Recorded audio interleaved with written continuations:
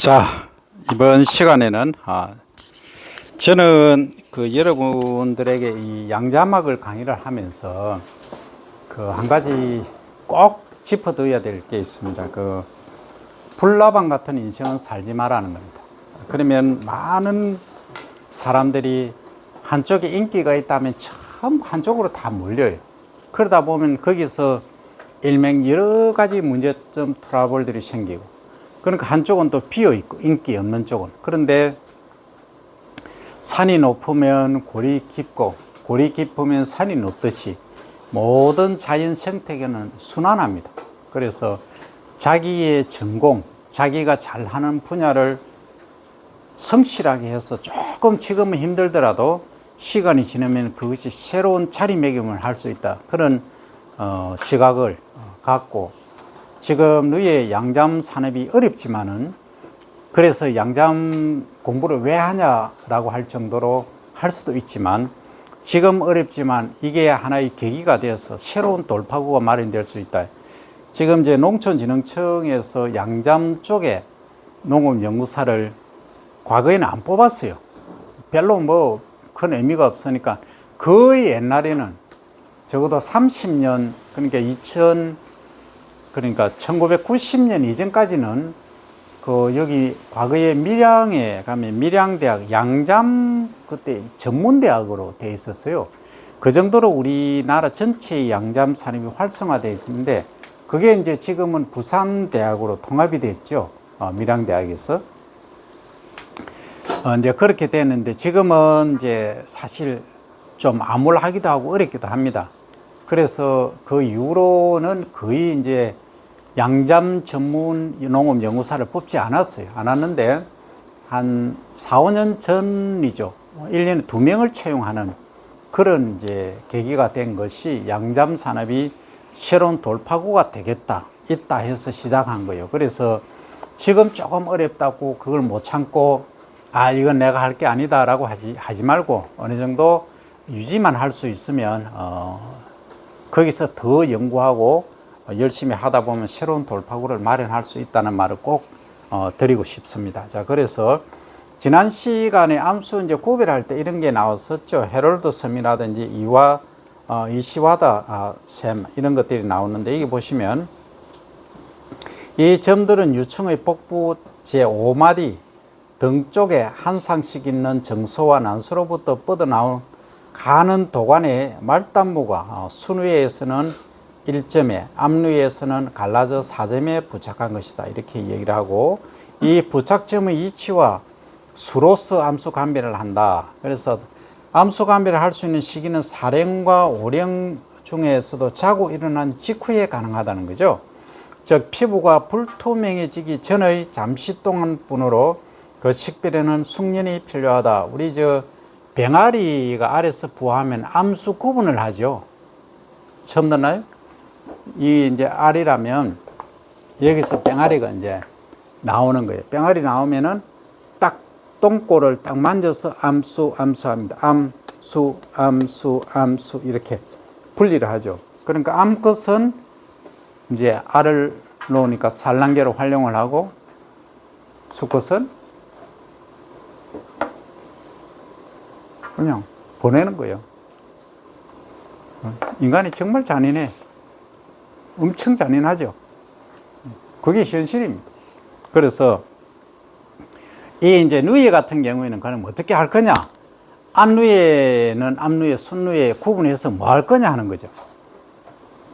자, 일단 앞누에는 나중에 이제 나방을 해서 알을 놓게 할 수도 있죠. 그런데 이제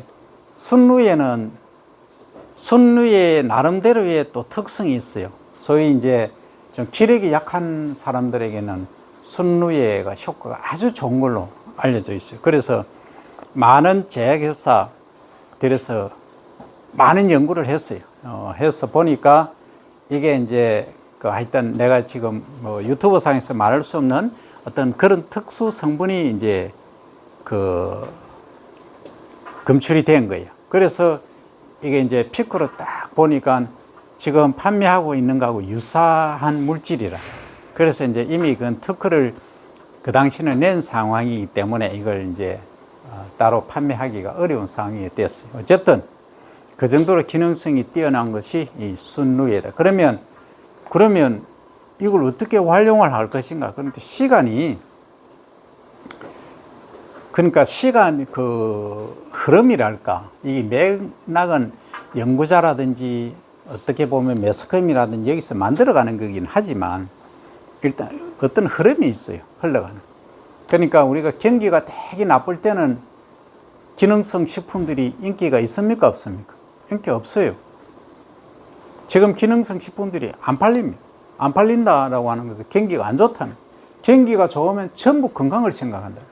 그러면 어때요? 이게 불티나게 팔리는 거예요. 그럼 이 사이클이 항시 있다는 거예요. 업다운이 있다는 거예요. 그래서 그런 걸 보면 지금 누이에 관해서 그러면 지금 이제 마케팅이 잘 안 된다 하면은 엄청나게 누이에 관해서 연구를 많이 해야 돼. 많이 해놓고 직접 하면서 서서히 경기가 좋아지기 전까지. 그러니까 좋아지게 되면 폭발적으로 수요가 증가하기 때문에 준비를 그만큼 해놔야 된다는 거죠. 그래서 그 옛날에 남학신 장사하고 우산 장사 얘기 들어봤죠? 그 부모님이 속을 처음엔 알았지만 그게 아니에요. 돌고 돌기 때문에 항시 엄지양지가 시간대가 다를 뿐이지 존재한다. 이 정도만 생각하시면 우리 누이를 등한시해서는 안 된다. 자, 그러면 요게 이제 수꽃입니다. 수꽃은 요게 헤롤드섬이라는 게 있어요. 헤롤드섬이 있고, 그 다음 요게 이제 두 개가 있죠. 한 상이 있는데 8번째 마디에 있는데 요게 이시와타라는 사람이 찾아낸 겁니다. 이시와타 전셈, 요거 엔티, 요거는 P는 포스터, 요거는 후셈 D, 요거는 수컷이죠. 그죠? 요렇게 해서 암수를 구분해 낸다는 겁니다. 자, 그 다음 번데기 그럼 암수 구분은 어떻게 하느냐. 딱 보니까 답이 나오죠. 큰 거는 암놈, 작은 거는 홀쭉하고 작은 놈은 순놈, 이렇게 구분하는 거죠. 그런데 섞어 나면 잘 구분이 안 돼. 그래서 구체적으로 어떻게 하느냐 보면 여기 나오죠. 암 번데기는 몸체가 크고 복부, 말단부가 요 둘이 뭉실하다는 거죠. 수컷은 뾰족하죠. 그리고 요거에 수컷은 점이 하나가 똥꼬처럼 하나가 딱 있는데 암컷은 어때요? 요렇게 뭔가 무늬가 제법 있죠. 요게 암컷이다. 요렇게 구분하면 됩니다. 그런데 아까 병아리 감별하는 거는 내가 시범 보이지만 1초, 길이야 2초입니다. 근데 이걸 이제 내가 뭐 예를 들어서 구분한다고 생각해 봐요. 이것도 뒤집어 놔야 되고 이게 일이 만만치 않습니다. 그죠? 그 시간대도 요리끼리 해지 뿌리면 또 안 되고 맑을 때 또 해야 되고 여러 가지 어려움들이 있죠. 그런데 다른 방법이 있는데 그건 좀 이따 설명할게요. 자, 그 다음에 이제 8마디 중앙에 세로 줄이 있다. 요 있죠? 요게. 그래서 그림에서 보는 바와 같이 X자, 이 X자로 표현해야 됩니까? 하여튼 이런 자형을 나타낸다. 그 다음에 수번데기는 복부 말단부가 암번데기에 비해서 뾰족하죠. 그죠? 뾰족하고 제2마디 중앙에 요게 점이 있다 하는 것이 이렇게 다르다 하는 거죠. 자, 그 다음에 이제 성장을 보면 누에가 성장하는데 탈피, 소위 껍질을 벗는 것은 필수적인 현상이라는 거죠. 누이의 피부는 같은 형에서는 더 이상 크지 않습니다. 그리고 몸의 크기를 증가시키기 위해서는 잠자는 사이에 더 큰 피부를 만들어서 헌 피부를 벗어버리고 새 피부를 대체해야 된다. 그러니까 한 영이 지나야 사이즈가 커진다 이 얘기입니다. 그 다음 탈피는 유춘기에 4번 번데기와 나방으로 변할 때 각각 한 번씩 행해지죠. 그래서 이제 오랭이라고 하는데 R에서 이제 포함하는 거죠. 그죠? 그래서 오랭이 되면 5번 탈피를 한 거죠. 유충 탈피는 몸의 크기를 키우기 위한 양적 탈피고, 그리고 번데기와 나방이 되기 위해서는 탈피는 형태를 변화시키기 위한 질적 탈피라고 얘기를 할 수 있다. 이러한 탈피는 액다이손, 그 다음에 유약 호르몬 등의 누의 체내에서 만들어진 호르몬에 의해서 조절되고 있다 하는 것이 밝혀졌다 하는 거죠. 그럼 소화에 관한 얘기입니다. 뽕잎을 먹었을 때 어떻게 소화하느냐. 누에 뽕 먹는 양은 사량까지는 영마다 약 5배씩 증가하고 오랭 때는 전체의 80%를 먹는다 했죠. 그죠? 전체 유충 때 먹는 뽕잎의 80%를 오랭 때 먹는다. 그러면 이때는 사랭 때의 10배로 이렇게 많이 먹게 된다는 거죠. 누에가 하루에 먹는 뽕잎의 양은 자기 체중하고 거의 비슷하다죠. 그럼 오랭 때는 거의 6g, 뭐 많게는 8g까지 나갑니다. 그러면은 하루에 뽕잎을 6g에서 8g 먹는다는 얘기죠. 그 다음에 섭취한 뽕잎은 두세 시간 후에 똥으로 배설된다. 이게 사실 여기서 우리가 많은 생각을 하게 되는데, 얘가 요만 길이가 한 5cm 정도 되잖아요. 이렇게 5cm 되는데, 이게 먹은 지 2시간 만에 배설을 한다? 가만히 생각해 보면 이 뽕잎이 아주 깨끗하잖아요. 아주 신선하고 아주 깨끗한 거예요. fresh and clean입니다. 영어로 말 그대로 fresh and clean 하면은 대박이죠. 그런데 이게 누의 소화기를 거쳐서, 입을 거쳐서 이제 소화기를 거쳐서 똥으로 배출이 되는데 아주 파인해요. 적어요, 똥이. 모양은 치똥 모양인데 치똥이 사이즈 한 10분의 1 정도밖에 안 돼. 아주 작아. 근데 이게 과연 뭐가 있을까 하는 거지. 그럼 뽕잎은 기본적으로 뭐에 좋다? 당뇨에 좋다 하는 것은 다 알려진 사실이고, 또 다이어트, 섬유소가, 좋은 섬유소가 많기 때문에, 그러면 이 똥에 남아있는 것은 과연 뭐가 많을까? 섬유소가 많다는 거예요. 그럼 이 섬유소를 활용을 해서 뭘 만든다? 다이어트 재질을 만들 수 있는 거예요. 섬유소를 충분히 확보할 수 있는 거죠. 근데 이제 말이, 표현이 소비자가 느끼시기에는 이게 똥이라 하면 그 자체를 막 싫어하잖아. 그래서 조금 이 마케팅 어려움이 있는데, 내가 지금 뭐 여건이 허락하면 그 진행할 거예요. 뽕잎, 누에 똥 있잖아. 똥을 활용해서 변비환, 예를 들어서 다이어트환, 다 가능한 거예요. 이러면 다이렉트로 못 쓰지만 하여튼 그런 것까지 생각할 수 있는 게 이 새로운 하나의 산업이 될 수 있다 하는 거죠. 자, 그 다음에 갑니다. 누에가 섭취한 뽕잎은 소화관의 소화액에서 이제 흡수되는 거죠. 소화액이 나온다는 거죠. 그래서 소화관은 전장, 중장, 후장으로 이렇게 나뉘고, 전장의 침샘에서는 약알칼리성 치맥이 분비된다. 그래서 먹은 것이 잘 넘어가도록 혼합시킨다. 우리 침하고 똑같아요. 그죠? 동시에 치맥 중에 함유되어 있는 아밀라아제죠. 아밀라아제, 아밀로스를 분해하는 효소, 그죠? 아밀라아제. 단백질을 분해하는 효소는 프로테아제, 지방을 분해하는 효소는 리파제, 이렇게 얘기를 하죠. 그럼 아밀로스를 분해하는, 녹말을 분해하는 아밀라아제가 여기에 전샘에서 나와서 녹말을 분해시켜 돕는다. 그럼 일단 뽕잎에 들어있는 녹말은 분해되어서 소화가 됐죠. 네. 그럼 정보는 없는 거야. 없으니까 어때요?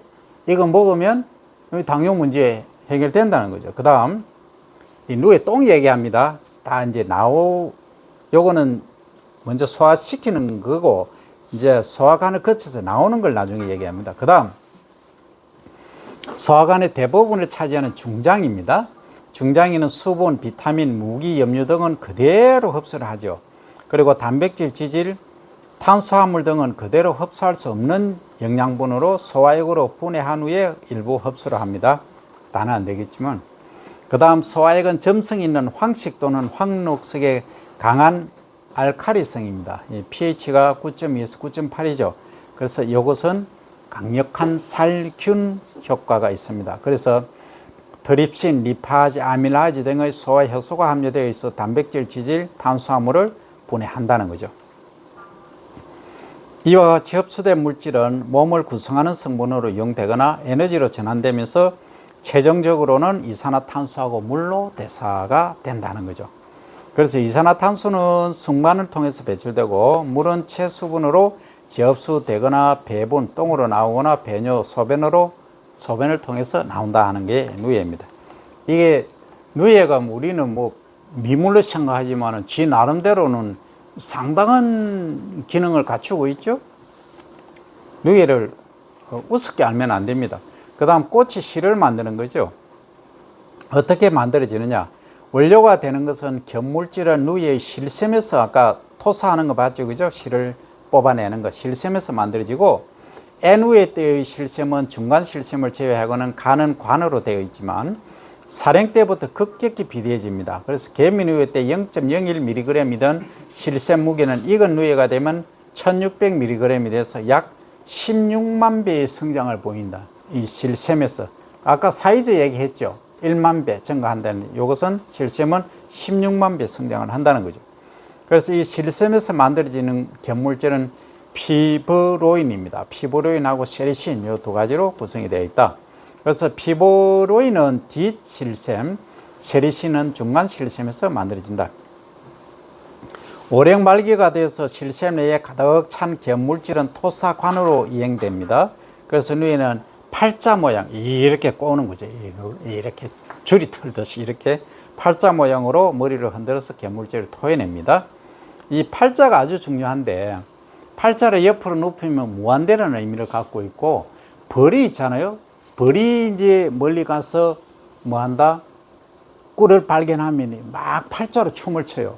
이걸 이제 발견한 분이 아마 내가 알기로 노벨상을 받은 걸로 알고 있는데, 어쨌든 이 팔자라는 것이 이 곤충에서는 상당히 중요한 의미를 담고 있다. 그 다음에 이 운동으로 피브로인 입자가 결집해서 액상의 견물질이 고체상의 고체실로 변화된다 하는 거죠. 자, 그러면 누이의 부화에 관해서는 조금 전에 설명을 드렸지만, 일단 이제 월동하는 경우입니다. 가을 누에를 우리가 키우고 알을 놓았다. 그러면 바로 부화할 수도 있고, 이제 그 다음에 뽕잎이 나왔을 때 내가 부화를 시켜야 되겠다 하는 경우는 냉장고 안에 넣어놨다가 소위 월연, 해를 넘겨서 하는 경우가 있죠.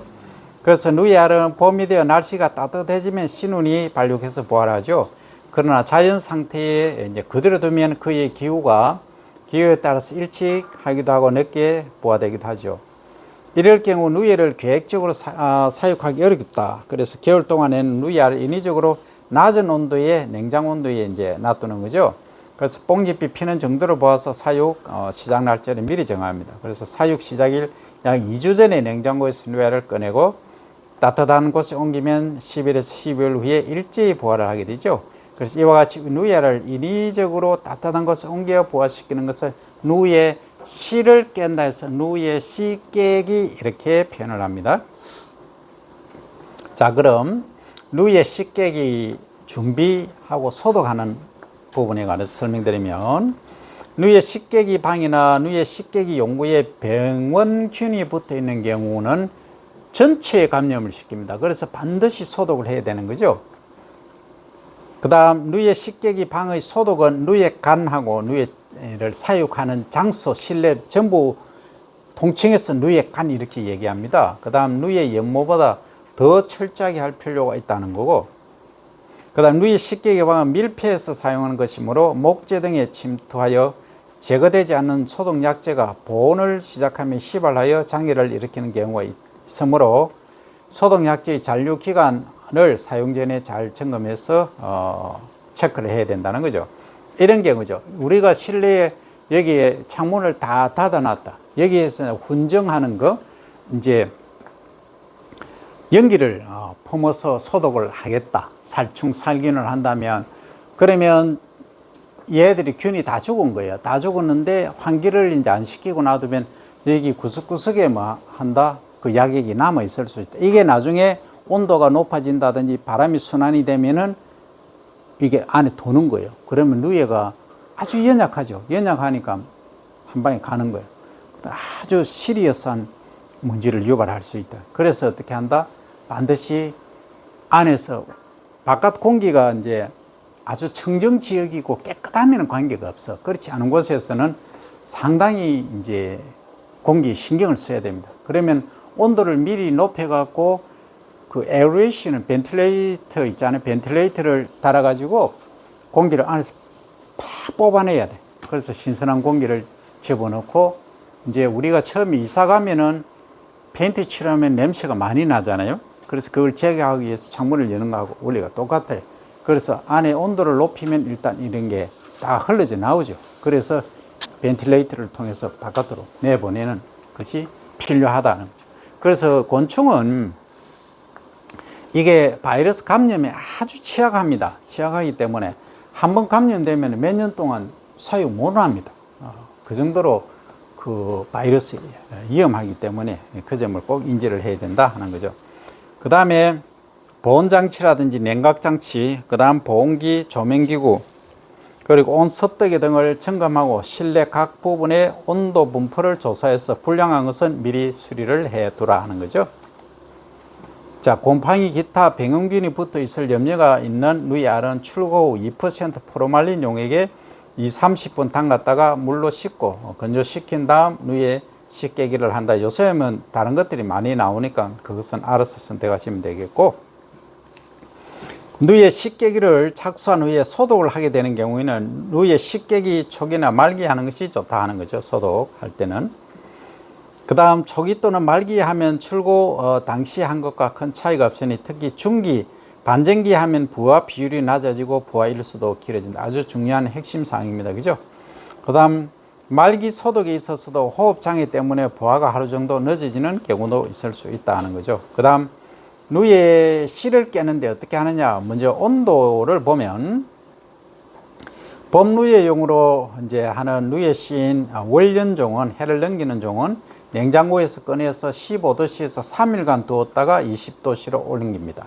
한 번에 그냥 20도씨로 또는 25도씨로 높게 올리면 얘가 치명타를 입습니다. 그죠? 그래서 점차적으로 올린다 해서 점진법 이렇게 얘기도 합니다만 나중에 나옵니다. 그 다음 이는 온도의 격변을 피하는 것일 뿐 아니라 신운이 어릴수록 낮은 온도에서 발육이 빠른 것을 이용해서 신운의 발육을 고르게 하기 위함이다. 그 다음 월연성을 확실하게 하기 위해서는 25도씨 전후의 온도에서 누이에 씻개기를 할 필요가 있으나 온도의 월연성의 결정에 영향을 주는 것은 신운의 반전기 이후이기 때문에 냉장고에서 꺼낸 후 15도씨에서 3일간 두어도 불월연난이 될 염려는 거의 없다. 월연은 해를 넘긴다. 해를 넘기지 않는, 못하는 그러한 알이 될 염려가 없다. 이 말이죠. 그 다음 누이에 씻개기에는 누이알이 부화할 때까지 일정한 온도로 보호하는 평온법과 점차로 온도를 높게 하는 점진법, 이 두 가지가 있다. 서서히 온도를 높여주는 것을 점진법 이렇게 이야기를 한다 하는 거죠. 그러면 점진법 구체적으로 얘기하면 봄누이 때는 월연한 누이실을 냉장고에서 꺼내서 15도에서 3일이죠. 그 다음에 23도씨에서 4일간, 이어서 반전기 이후는 25, 6도씨에서 보호해서 부화를 시키고, 누이의 씻개기 중에 상대 습도죠. 그죠? 습도는 75에서 85% 유지하고, 누이의 씻개기 중에는 불월연난을 낳는 누이의 나방이 생기지 않게 하기 위하여 반전기부터 점청기입니다. 점청기까지 1일 16시간 정도 조명을 합니다. 그럼 조명은 어느 정도로 하느냐? 한 10평 규모라고 하면은 형광등 하나만 켜주면 됩니다. 그 다음 평온법은 가을 누이 때는 봄 누이에서 최종한 누이 실을 인공 부화시켜 사용하므로 침산 직후부터 25, 6도씨에서 누이 씻개기를 하면 됩니다. 그러나 침산 후 냉장했던 누이 씨는 출고 후 중간 온도인 15, 20에서 12시간에서 24시간 두었다가 25, 6도씨에 옮겨서 누이에 씻개기를 합니다. 그래서 누이에 씻개기 중 습도 및 강조건은 이 점진법과 같은 16시간 조명을 해주고, 습도는 75에서 85 그대로 똑같이 해주면 되겠다 하는 겁니다. 그래서 누이의 일생과 누이의 관리에 관해서 살펴보고 알을 깨기까지 설명을 드렸습니다.